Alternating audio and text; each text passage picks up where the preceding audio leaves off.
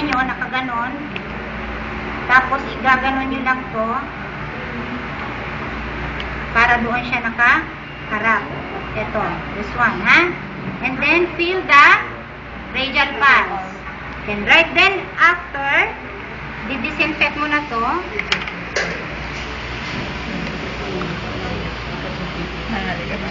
Okay, inner to outer in circular motion.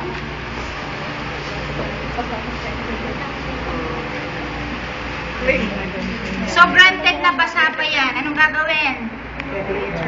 Let it dry. Hindi ninyo yan. Ipo-blow ng inyong ano ha? Okay. So, level up. Okay. It's like this. I'm doing the skin traction. So, i-pierce ninyo ng ganon. Okay, 1/4. Tapos, kailangan mayroon na yung backflow. Okay. Kung may backflow yan, that's the only time na papasok ninyo yan. Okay? And then, ito, diba?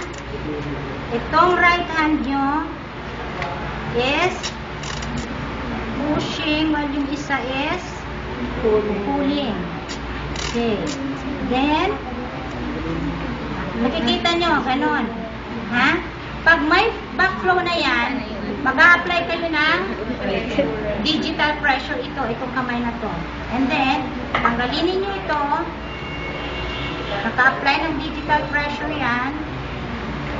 This one. And, i-connect mo to.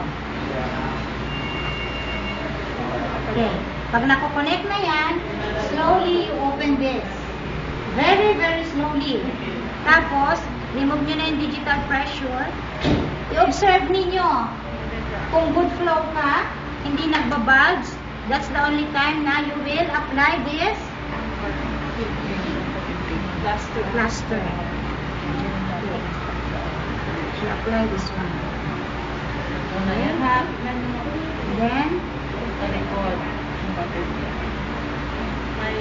may margin. So, this is the crisscross. Ganon. Okay? Ganon yung crisscross.